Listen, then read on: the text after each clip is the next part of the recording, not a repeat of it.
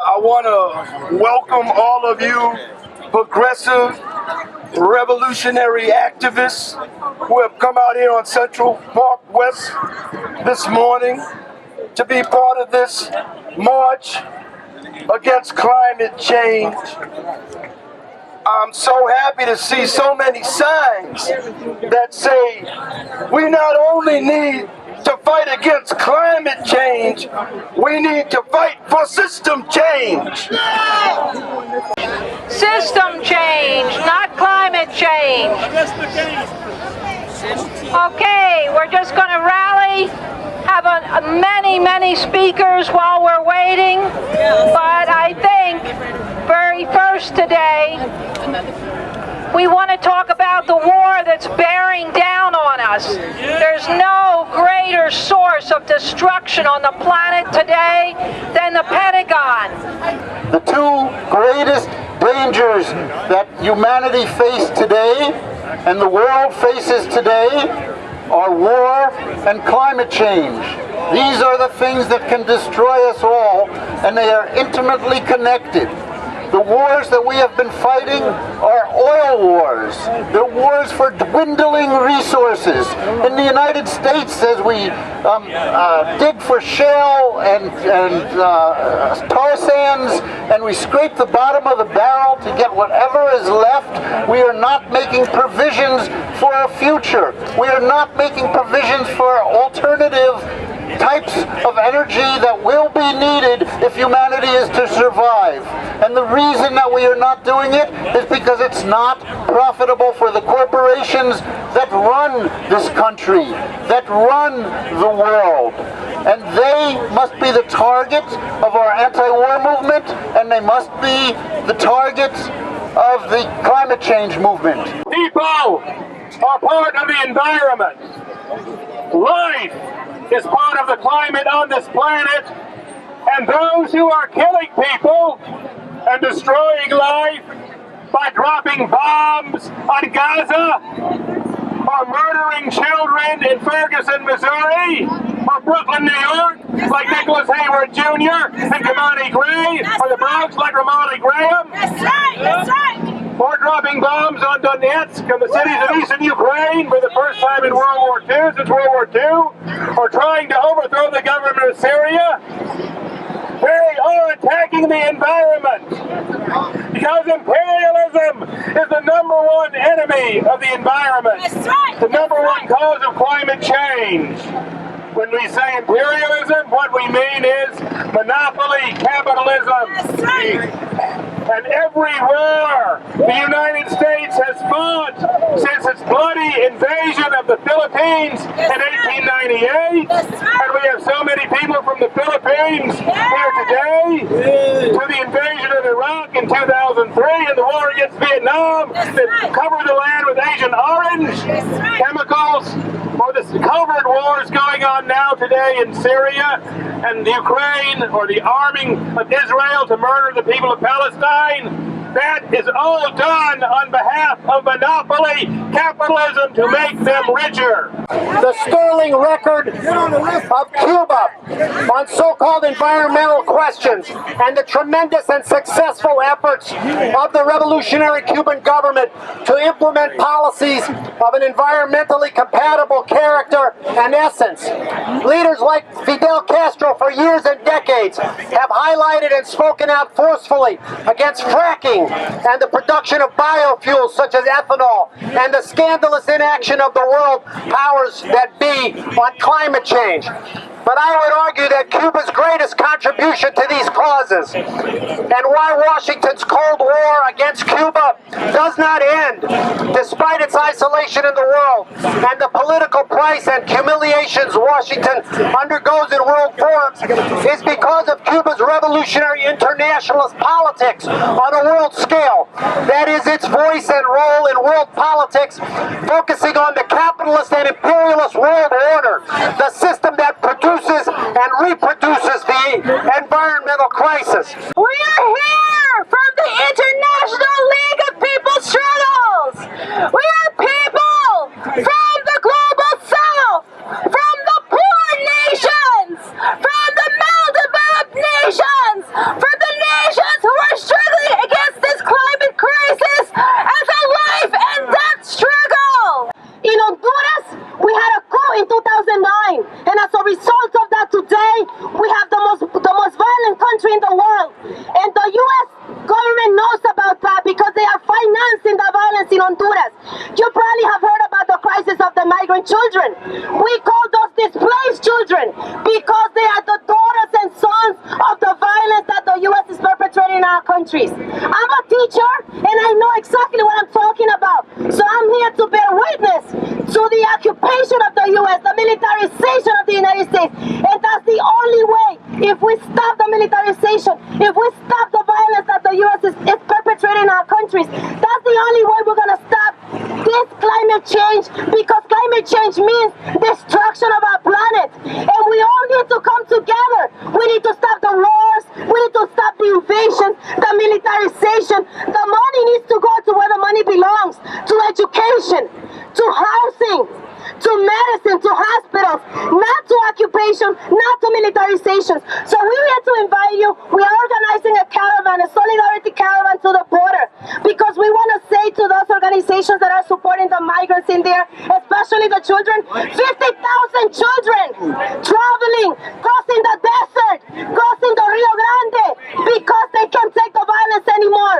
So we want to say that we are in solidarity with them. Because of the timing of everybody's schedule, we leave New York City on Saturday, October the 11th, and we go to Philadelphia for our first action. October the 11th has become a national day of demonstration in support of Michael Brown and with the people of Ferguson.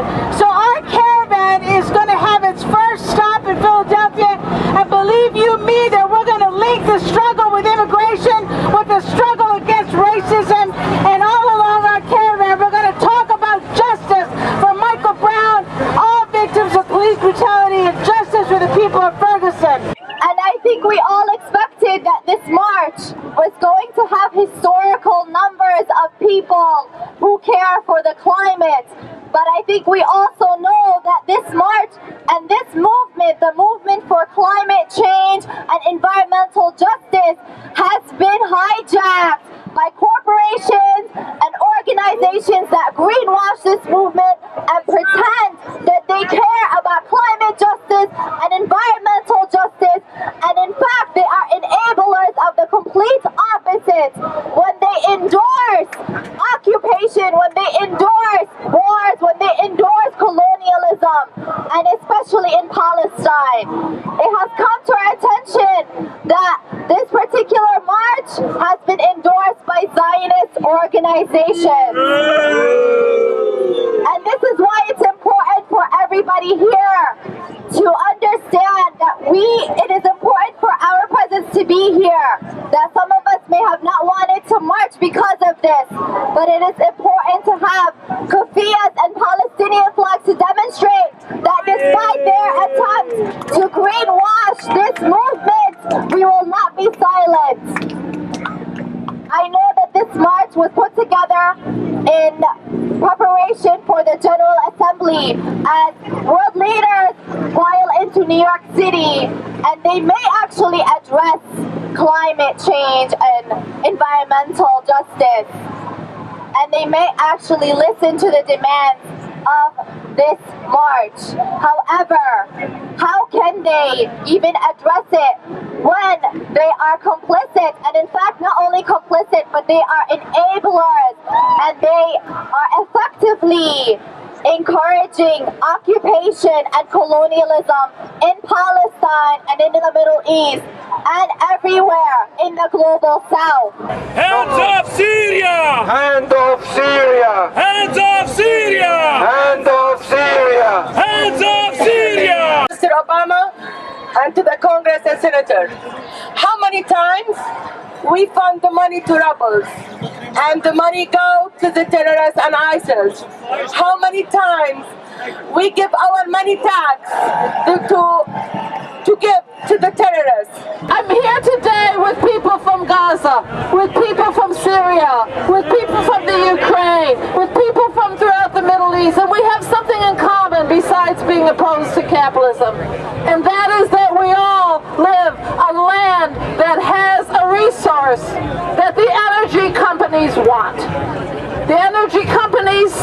the ground beneath our feet, the soil beneath the water is their property. They don't care if we're growing trees on it. They don't care if we're trying to raise families on it. They don't care if it's next to schools. They don't care if it's in the water.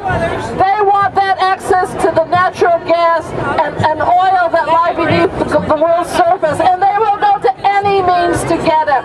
We are making these connections because we do not have the luxury of unconnectedness. Now the U.S. uses the threat of terrorism.